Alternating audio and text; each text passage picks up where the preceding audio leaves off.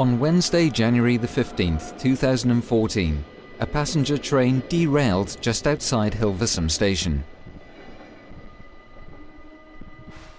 Due to a defect switch, the rear section of the train was suddenly directed onto the adjacent track, as a result of which the train derailed. A number of passengers suffered minor injuries, while serious material damage was caused to the track infrastructure and the train. How can a defect switch lead to a serious incident like this? The Dutch Safety Board conducted an investigation into the accident. The train carried around 550 passengers and was travelling from Enschede to Schiphol Airport. After a short stop in Hilversum, it passed switch 3B, just after the railway level crossing. Because of the defect switch, the rear section of the train was suddenly directed onto the adjacent track, as a result of which the train derailed.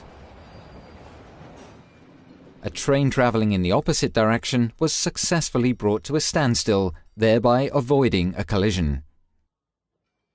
A switch has two movable ends, the switchblades.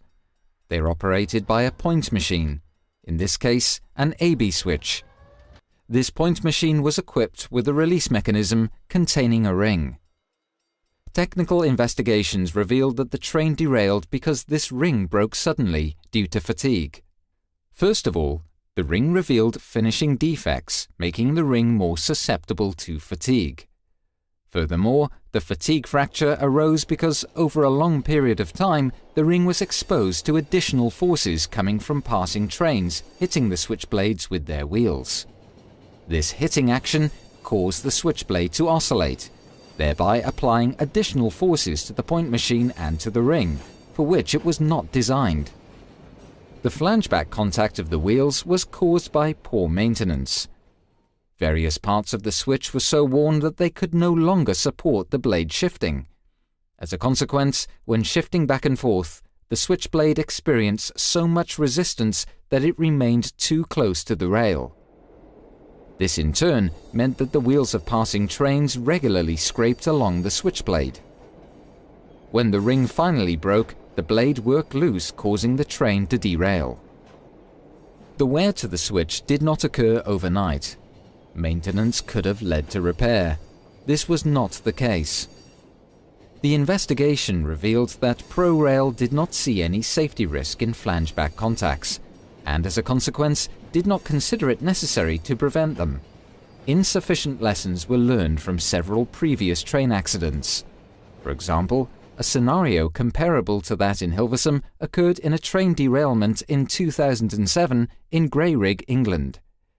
If the knowledge of this serious accident had been utilised, the parties could have known that flangeback contacts represent a safety risk that needs to be managed. Instead, the maintenance regulations imposed on contractors by ProRail were insufficient to prevent flangeback contacts.